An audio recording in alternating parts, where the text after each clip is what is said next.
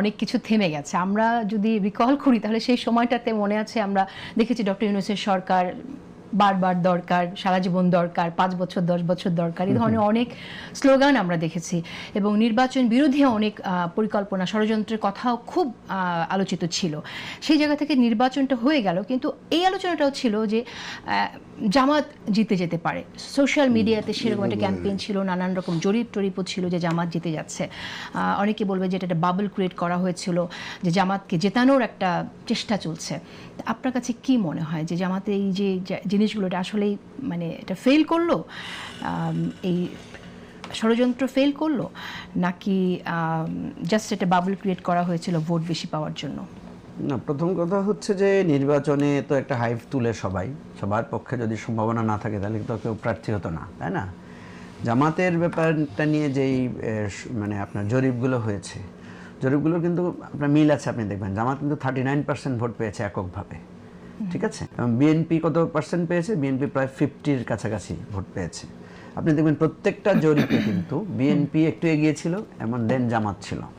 কোনো জরিপে কিন্তু এমন কথা আসে নাই, দুই একটা হয়তো বিচ্ছিন্ন আসছে কিনা আমি জানি না, প্রত্যেক জরিপেই বিএনপি কিন্তু এগিয়েছিল, ঠিক আছে?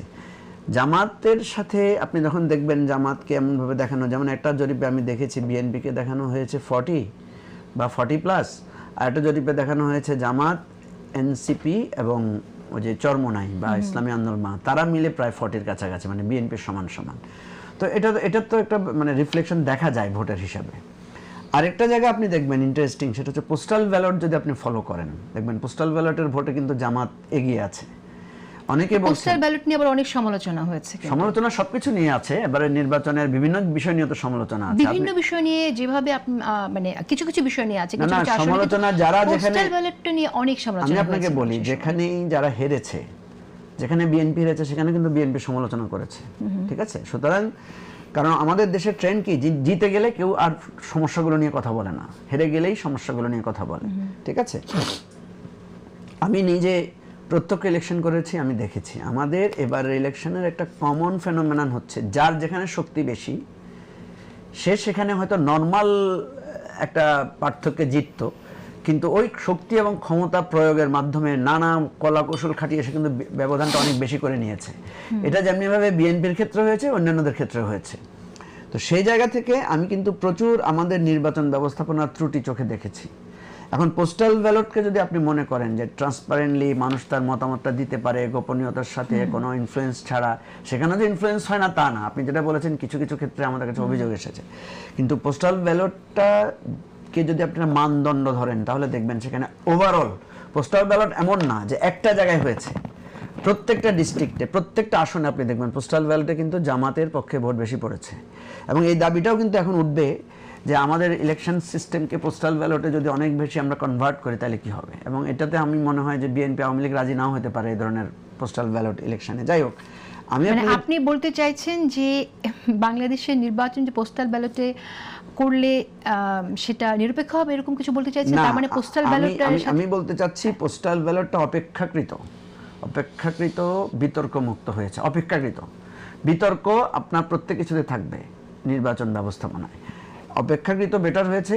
এবারে পোস্টাল ব্যালটটা ছিল খুব সীমিত জায়গায়, এটাকে আরেকটু এক্সপ্যান্ড করা যেতে পারে।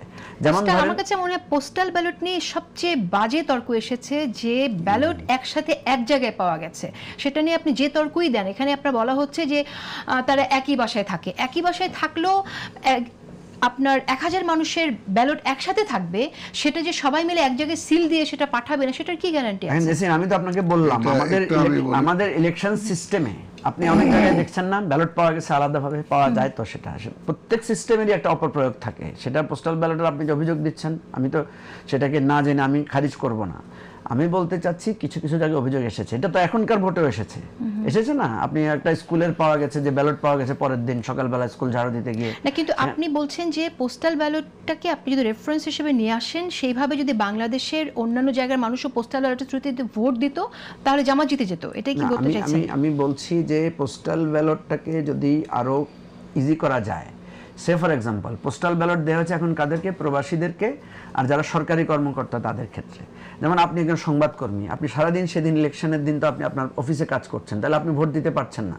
বহু সাংবাদিকেরা আমাদেরকে বলেছে তারা ভোট দিতে পারে না, কারণ তো অফিস ডিউটি ছিল।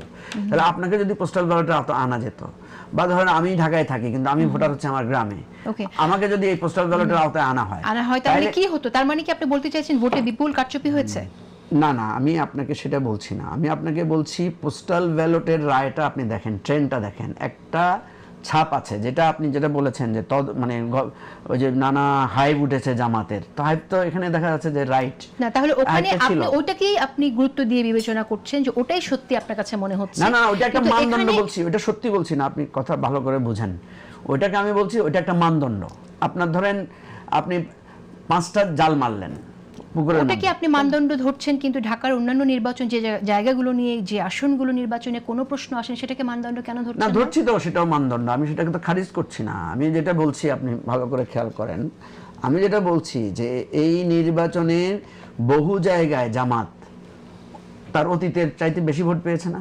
আচ্ছা, জামাত লাস্ট, আমি আপনাকে বলি, জামাতের লাস্ট ডাটা হচ্ছে কত? জামাতের লাস্ট ডাটা হচ্ছে তার হাইয়েস্ট 11%, সেখান থেকে সে 39%। আপনি বলতে চাইছেন যে অনেক ভালো করেছে, সেটা নিঃসন্দেহে অনেক ভালো করেছে, কিন্তু আমরা যেভাবে শুনেছিলাম যে জিতে যাবে, সেটা সেরকম একটা হাইপ করে গেছে। ইউনিয়ন পরিষদ থেকে শুরু করে সিটি কর্পোরেশনে কোথাও লোকেরা সার্ভিস পায় নাই, কারণ সেখানে প্রশাসক হিসেবে যাদেরকে বসানো হয়েছে তারা কিন্তু আমলা, এক একজন এক এক জায়গায় কাজ করেন, সপ্তাহে 1 দিন বা 2 দিন তারা অফিস করেছেন, লোকেরা কোনো রেগুলার সার্ভিসটা পায় নাই।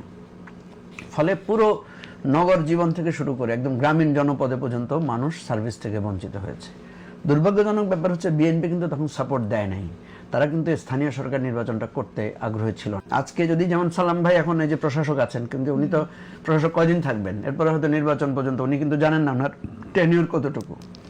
যখনই উনি জানবেন না টেনিউর কতটুকু, উনি কিন্তু কোনো বড় পরিকল্পনা হাতে নিতে পারবেন না। কারণ উনি একটা পরিকল্পনা হাতে নিলে পরে যিনি মেয়র হিসেবে নির্বাচিত হবেন, তিনি এসে যে পরিকল্পনা কন্টিনিউ করবেন, সেটার সম্ভাবনা নাও তো থাকতে পারে। বা বিএনপির যে ইন্টারিম সরকারকে তো আমরা অনেক বড় বড় পরিকল্পনা নিতে দেখলাম। আপনি যেটা বলছেন অ্যাজ আ হোল ইন্টারিম যে ধরনের পরিকল্পনা নিয়েছে, সেটা বাস্তবায়নের জন্য তো বিএনপি সরকারকে ওটা চালিয়ে নিয়ে যেতে হবে। ওটা আলাদা ইস্যু, ধরেন ন্যাশনাল ইস্যুতে তারা অনেক কাজ করেছে, সেটা আলাদা বিষয়। কিন্তু সেক্ষেত্রে রিজিওনালও যদি হয়, বা ধরেন একটা সিটির একটা অংশের জন্য যদি হয়, সিটির নাগরিকের ভালোর জন্য হলে সেই উদ্যোগটা কেন নেবে না প্রশাসক, যদি এটা ভালো হয়? আমি আপনাকে যেটা বলছি যে এই সিটি কর্পোরেশন নির্বাচনটা যদি অন্তত আমাদের বড় বড় কয়েকটা সিটিতে হয়ে যেত, তখন ইলেকশনটাও ভালো হতো, ইলেকশন সম্পর্কেও মানুষের একটা ধারণা জন্মে যেত, এবং এখানে এক ধরনের আমরা জবাবদিহিতা পেতাম। এখন কিন্তু আমরা কাউকে জবাবদিহি করতে পারছি না। এবং আপনাকে যদি জিজ্ঞেস করি ঢাকা সিটি কর্পোরেশনের মানে প্রশাসক কে ছিল, আপনি বলতে পারবেন? আপনিও জানেন না, কিন্তু নাম জানেন না, কেউ জানে না সেটুকু জানি। এখন সালাম ভাইকে যতজনে চেনে বলতে পারবে যে সালাম ভাই এখন দক্ষিণের প্রশাসক, এটাও মানে এতটুকু জানতো না লোকেরা। তো এটা আমি যেটা বলছি যে এই দায়টা কিছুটা বিএনপির ঘাড়ে বর্তায়, যে আজকে যে সিটি কর্পোরেশনের এই কথা উনি যেটা বললেন, এটা বিএনপিকেও কিছুটা দায় নিতে হবে।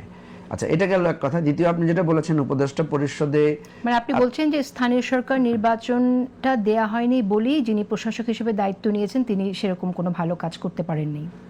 না, ওই তো বললাম তো, ওখানে কোনো দায় দায়িত্ব ছিল না তো, কারা কারা কাজ করেছেন, তার যেহেতু কোনো রাজনৈতিক কমিটমেন্ট নাই, তিনি কোনো মতে এক ধরনের মানে 6-9 করে কোনো মতে কাজ করে গিয়েছেন, তার তো কোনো জবাবদিহিতার ব্যাপারটা ছিল না। তো আপনি যেটা বললেন উপদেষ্টা পরিষদের পররাষ্ট্র উপদেষ্টা হিসেবে যাকে নিয়োগ দেওয়া হয়েছে, দেখেন ওনার ব্যাপারে কিন্তু প্রথম বিএনপি একটা সিরিয়াস লেভেলের আপত্তি তুলেছিল। সেটা হচ্ছে যে উনি ভিনদেশী নাগরিক, উনি বাংলাদেশের নাগরিক না, বা উনি দ্বৈত নাগরিক, উনি আমেরিকান নাগরিক। তখন কিন্তু আমি এটা প্রতিবাদ করেছিলাম। কেন প্রতিবাদ করেছিলাম?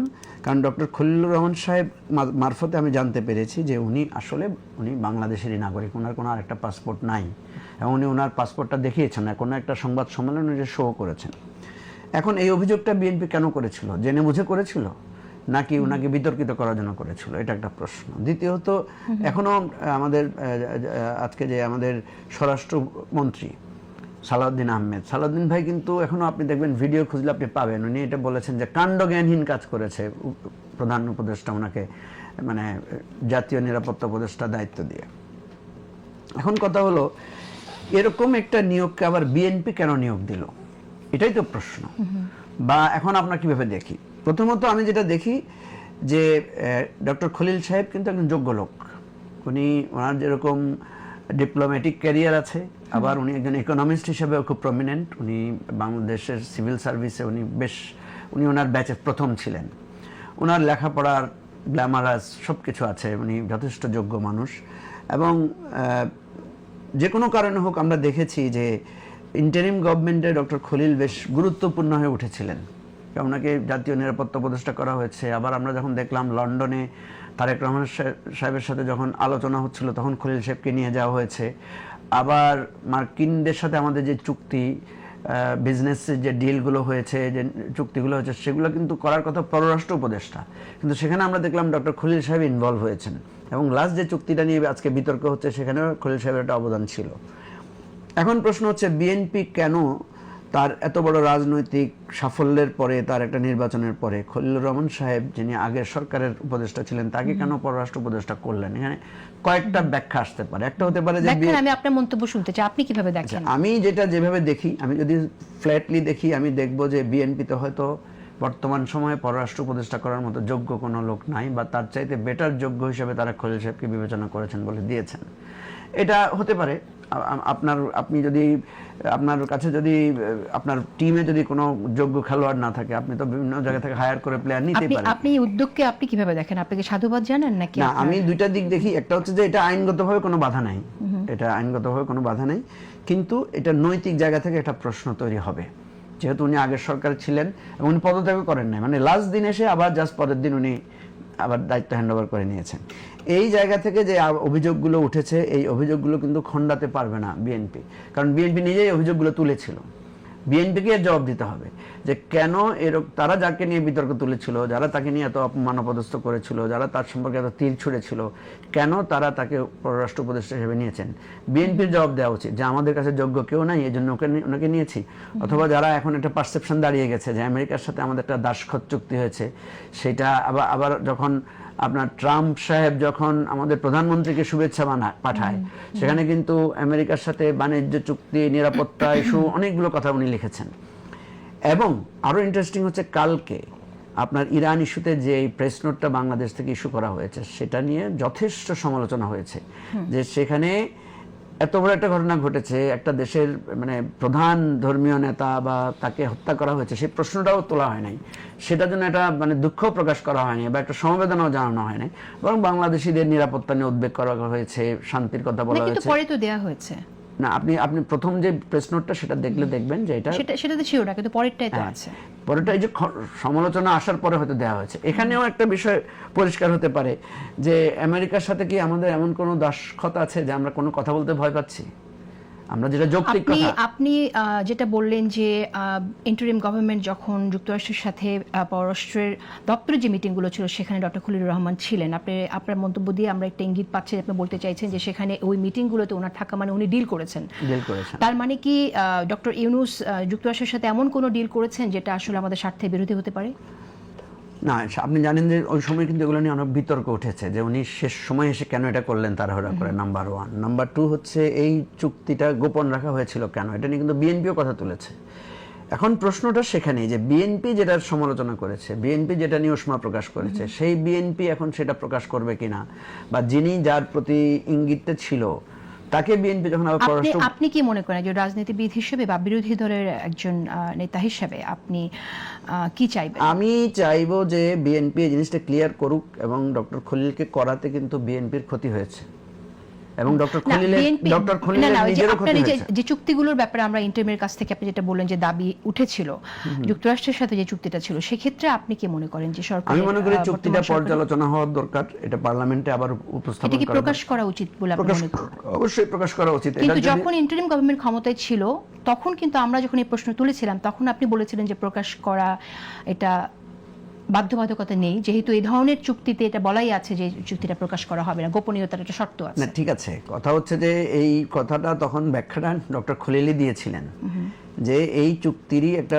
শর্ত হচ্ছে যে এটা প্রকাশ করা যাবে না, কিন্তু বিএনপি দাবি তুলেছিল যে এটা প্রকাশ করতে হবে। এখন আপনি বিএনপি সেই ঠিক আছে? দাবির সাথে না, আমি বলছি বিএনপি নৈতিকভাবে সেটাকে কি করে সেটা দেখার অপেক্ষায় আছি আমরা, ঠিক আছে? বিএনপি যদি এখন বলে যে না আমরা টেকনিক্যাল রিজনে এটা আমরা প্রকাশ করব না, তাহলে অসুবিধা নাই, বিএনপির কথা থেকে বিএনপি সরে আসবে, ওকে, সেটা আমি না বলছি। কিন্তু আপনাদের দাবিটা মানে কনসিস্টেন্স না, থাকবে কিনা আর কি, কনসিস্টেন্সি হারিয়ে যাচ্ছে কিনা সেটাই না আমি না, ভাবছি। বিষয় হচ্ছে যে আমি যেটা মনে করি যে এই দাবিটা, এটা এখন তো পার্লামেন্টের ইস্যু আছে, তাই না? পার্লামেন্টে সেটা তুললেই তো হয়ে